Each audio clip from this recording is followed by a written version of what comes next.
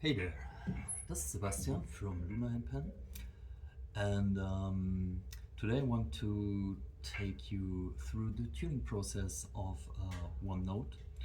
So, no time-lapse video, because a friend of mine, another maker, pointed out, and he is absolutely right, that some people after my last video, might think that tuning such a handpan would be, I don't know, done in 3 hours or something like that, because the video was cut, the whole process, and it had to be very shortcutted and very, well, modern short content form. So yeah, but there might have been a little bit wrong perception that tuning a handpan would be done in like half a day or something. So that's not the case, and today I want to show you the boring process, the boring reality of, well, boring, I think it's boring to watch maybe. So I don't expect everybody to watch I don't expect anyone to watch through this whole thing. I'd expect, well, maybe some people to get through this intro and then maybe have a look like 5 seconds, 10 seconds or something like that, scroll a little bit ahead and see that I'm still in the same process. So I don't know, I have to tune anyway, so I can just leave the camera on and just show you the reality of tuning a handpan. So yeah, there we go. Okay, so here we have a full moon brass handpan, the Luna. The thing is already roughly in shape. First note is also roughly in shape, and all the other notes have been shaped, meaning I have worked in the interstitial around the tone fields completely. So the tone fields have, I don't know, erected themselves, like what we call it, when the membrane plops inside. So there's a tension in there, or stress.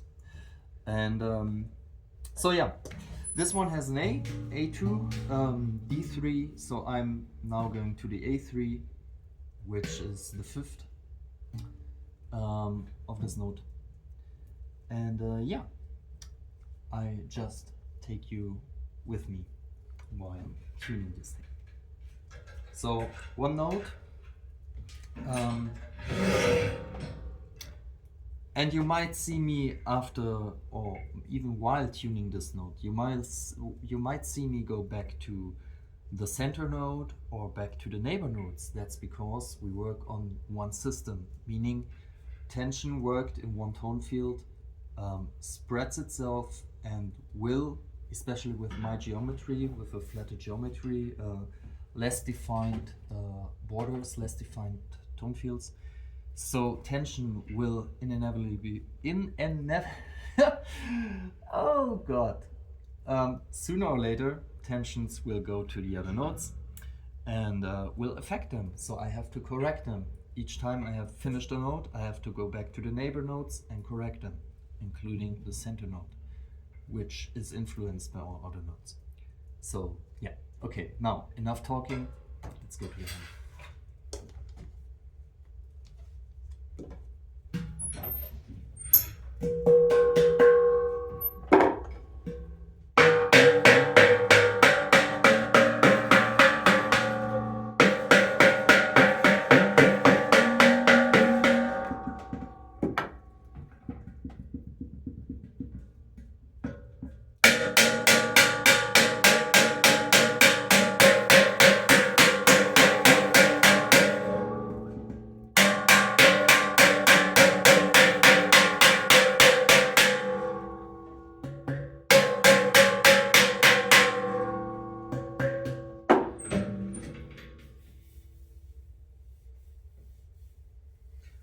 Oh, by the way, if you see me like doing this, it doesn't mean any magical chakra thing or something that I do to the handpan. It's just to haptically feel where the tone field is under stress.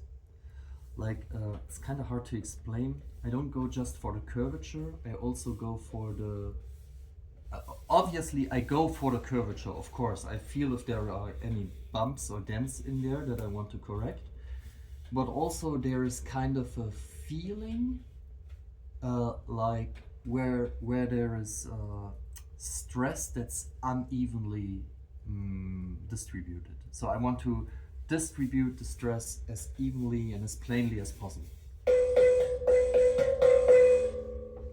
while of course correcting the overtones, the overtones. Sorry. So this one, E3, will have the octave as an overtone, and it's the A as a quint octave.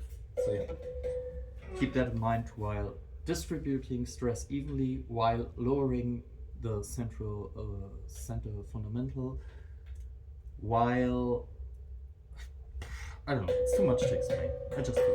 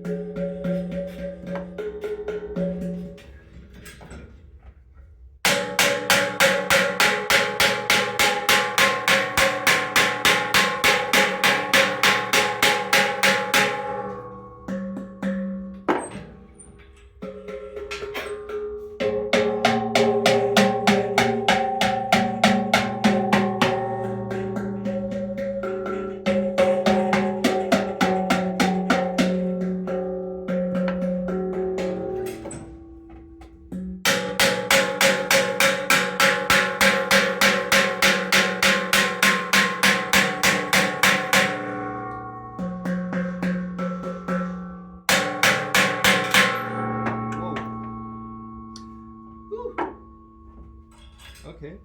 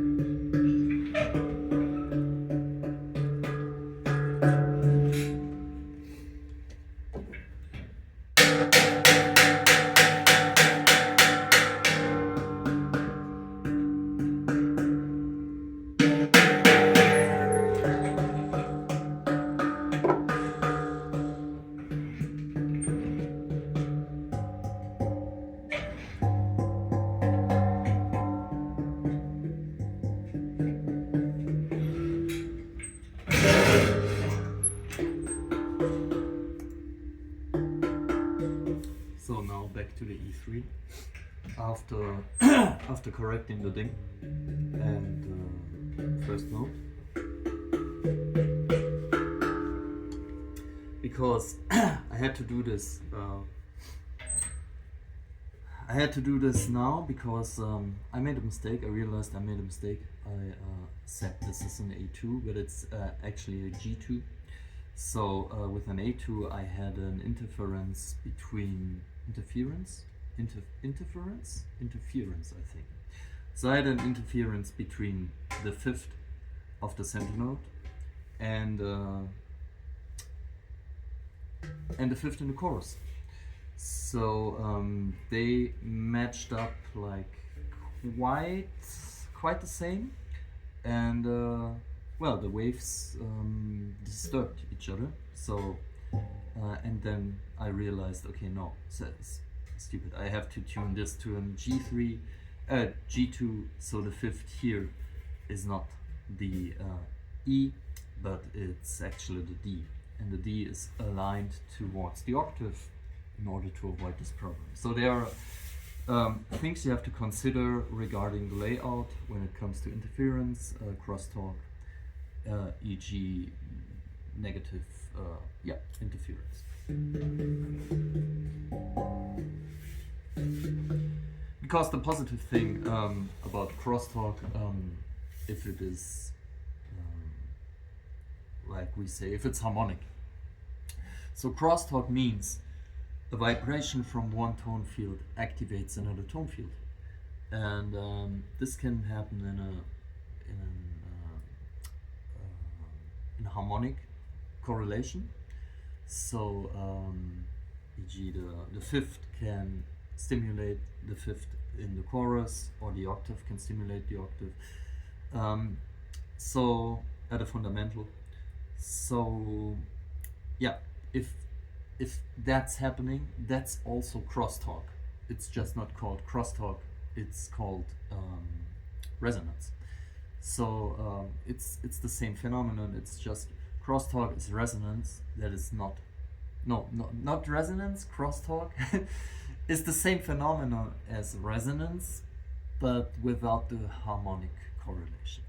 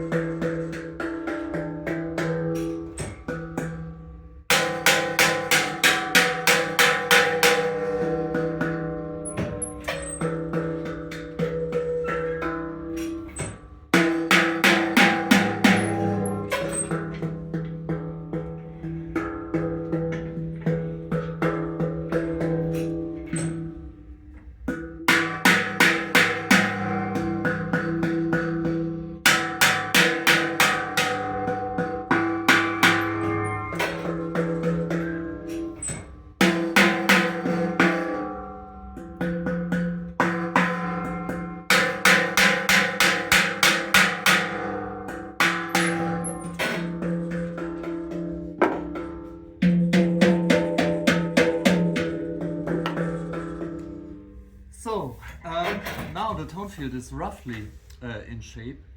The fundamental, the E3, the octave and the quint octave are roughly in place.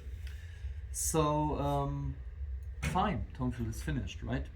No, it's not, because one thing is the tuning. You can tune a note like this, as you could see quite quickly. I don't know, like I don't have a timestamp here to watch it, but what was it? 50 minutes?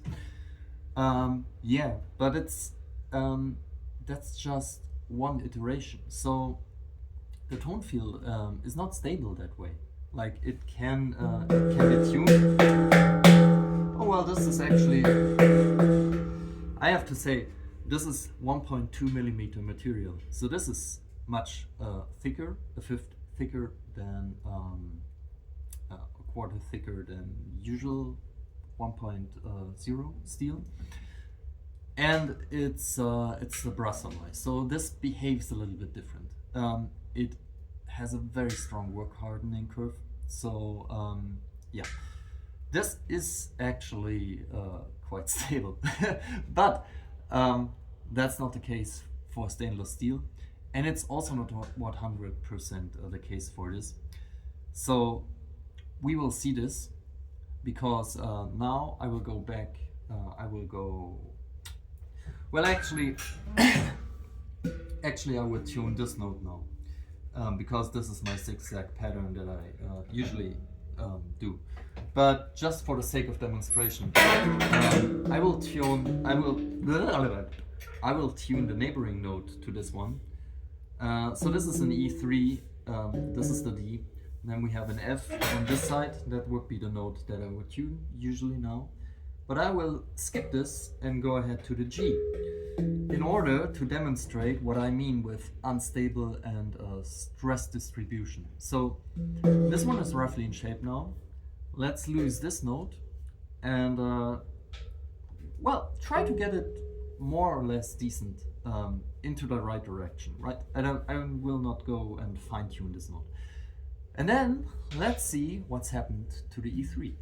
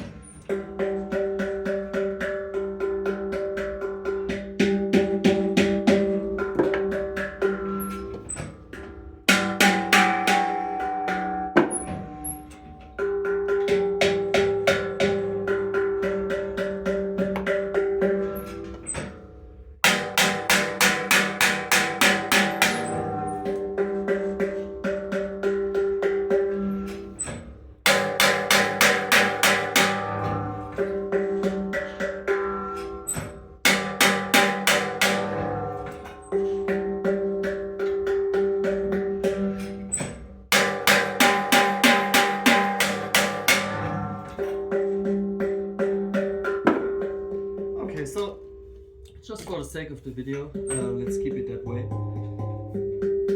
Oh, and you notice the center note has moved quite a lot. So already I can hear the center note was very affected by the loosening of the octave here. So let's check it out. It moved a half tone upwards from the G2 to the E flat or the G sharp. So, okay, but we wanted to look or consider just one note, and that's the E3. So let's check the E3. Yep, and it went up. So the whole note went up quite a lot. Not as strong as the center note, but also quite noticeably, noticeable,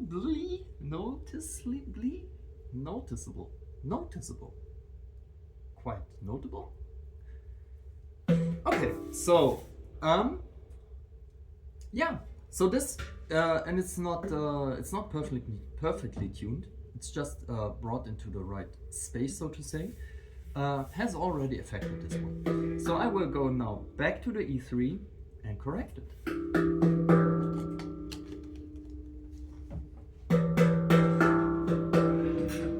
Oh no, what I actually do is not correct the E3 now.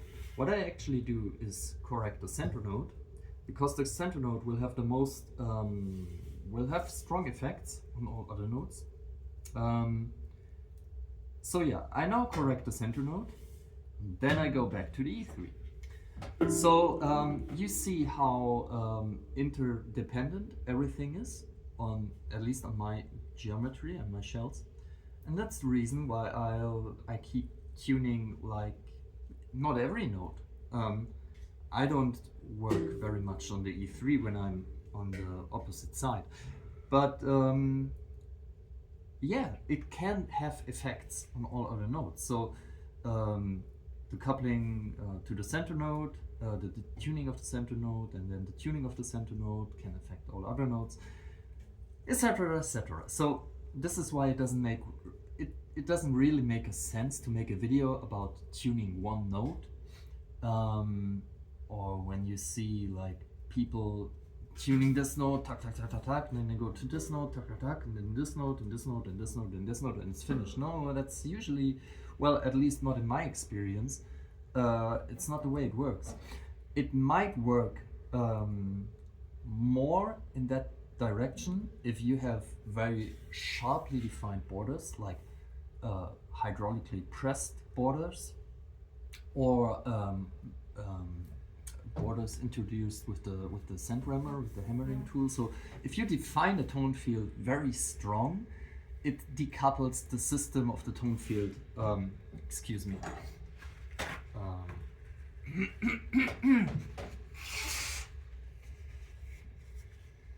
Do I have to cut this? No, who cares? So that will decouple the system of the tone field strongly from all other systems, leading to tuning that has not to deal that much with correction of other tone fields. So that might be the case. I don't know, because I'm not an expert with hard and sharp defined borders. There is a reason why I choose to tune this way, and there's a reason why I don't like hard defined borders. So yeah, in my experience, I have to correct the whole system if I work on a particular small system in the set. So what I do now is go back to the center note, because the center note was detuned by this note, and it doesn't really make sense to tune this note into like perfection if I have not even touched this neighboring note, because this will strongly affect it. So in order to tune this note for the sake of the video to a fine state, I had to loosen this note, because this was already done, right? So I had to loosen this note, because only then I can fine-tune this note with not being completely thrown off if I lose this note. So first I made this note roughly into the right position.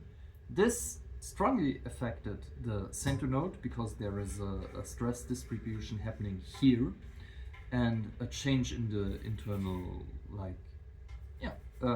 stress that is introduced into the center note. So now I will correct the center note in order to fine-tune this note, because if I don't correct the center note and I fine-tune this note, like every hammer hit here it's just work that's not necessary. So yeah, back to the center note.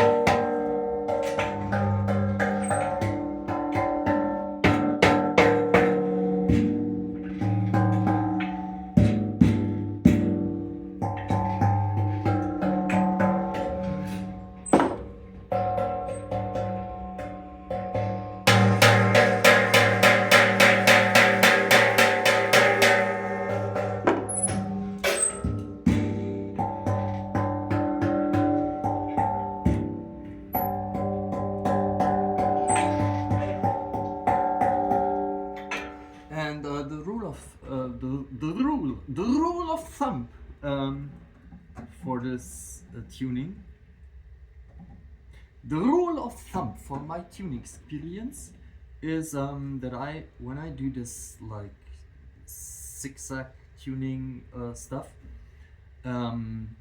is that I don't tune the notes too perfect, but I keep them in a certain distance range. So you might ask, okay, well, if the center note, for example, detunes or gets out of tune when I tune the other notes, so why not just tune the other notes and then tune the center note?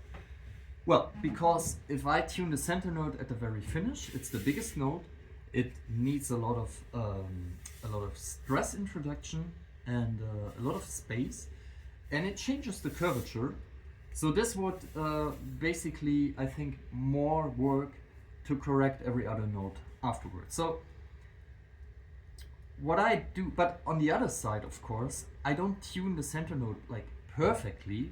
Go to this note, tune this note, then go back and tune this note again perfectly, and then go to this note, correct it again. No, that would be too much work either. So what I choose to do is like going a middle path and keep the center note always in a certain tuning range while doing the other notes. So what I do here is not the final perfect fine-tuning. I just keep it in a good level, so to speak. Okay, so this has happened now. Let's go back to the E3.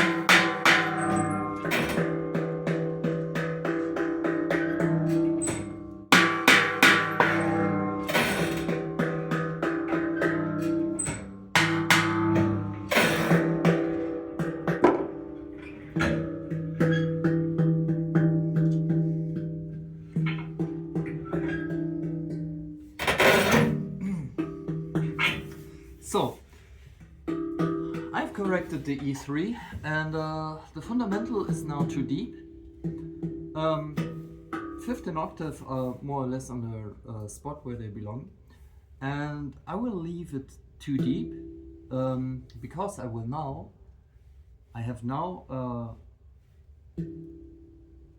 to tune this, then I had to tune this in order to detune this and tune it again before I can tune this. And now I will correct the note, the other neighboring note, so the D. So the work here and the work on this one before has surely changed the D3. So I will check the D3. Yep. So the fifth is too low, fundamental too high.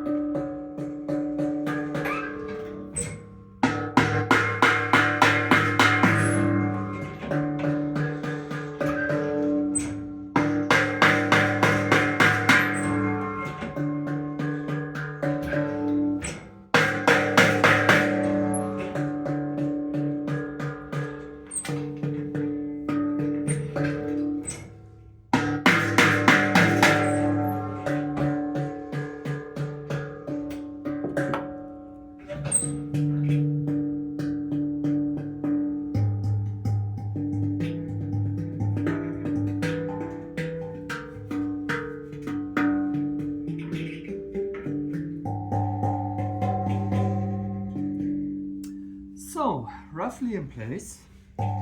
Let's check the center note again, which went up for about a quarter.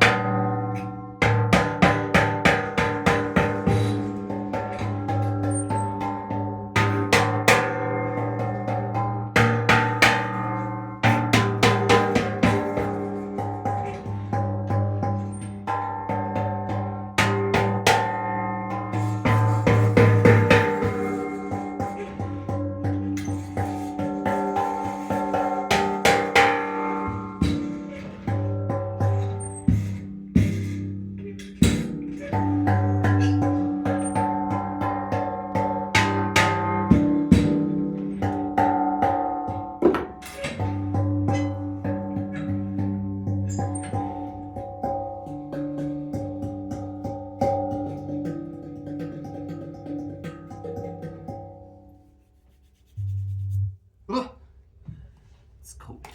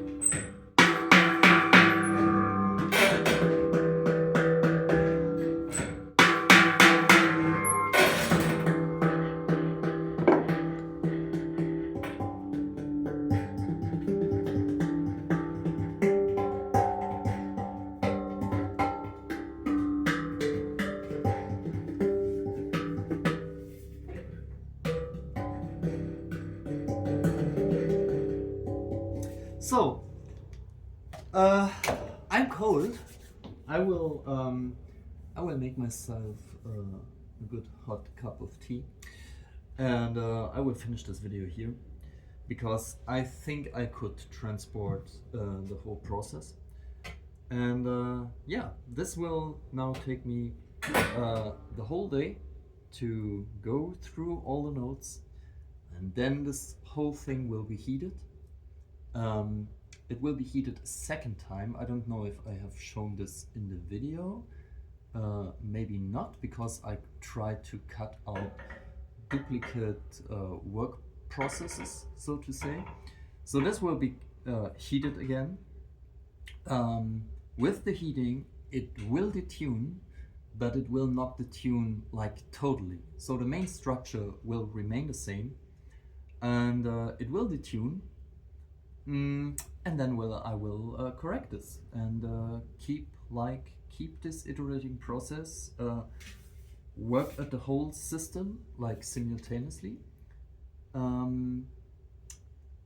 Go to after the rule of thumb, like take the worst sounding note, make it the best sounding note, correct the adjacent notes, and correct the consequence of that correction. So the whole system will eventually like lock into the final state I want it in. So it will be an iterative process. I will go around and around and around, and yeah, I think I can finish this pen tomorrow if I'm good at work. That is not accounting for all the other work you see in the other video where I cut everything down. So yeah, just to give you guys an idea, Like a decent pen can be built, I would say, in 3 to 4 days if you're working consistently and like very good. But it's better to just give it a week. So for me myself, I have to like give it a week and give every process the time it needs to fix the overtones, to make the tone field really stable so that it can endure, because stability is another is a big point. I said that this material is quite it gets very tough and it really keeps the tone field stable, but I also work with stainless steel, like mostly with stainless steel, like most other makers do. And stainless steel has a different property, so you have to work a little bit to make stainless steel like really not just tune the note, but make it stable, because what purpose is a tuned note if you hit it once and it will detune. So yeah, you can actually tune a note in like 5 minutes or 10 minutes, but can you make a stable note in 5 to 10 minutes? No, not without a tremendous amount of experience and probably perfectly tuned or pre-manufactured shaping processes. And I don't speak of just pressing the tone field, because that does not give you the good fundamental to work on. What I have in mind is external rolling, like Halo did, and I can imagine that on a like industrially pre-rolled, perfectly aligned, perfectly pre-rolled and evenly manufactured shell, that this is a very good canvas to work on. And yeah, I can imagine that you can tune a note if you have that kind of setup. I can imagine that you can tune a note quite stable, quite quickly, but that is not the process we see in most manufacturing halls, like in China. So yeah, okay, enough talking. I'm freezing my hands, and metal is such a cold material to work on in winter. So I will go and make myself a good hot cup of coffee. No, no coffee. I don't like coffee. I like tea. Yeah. Okay, see you.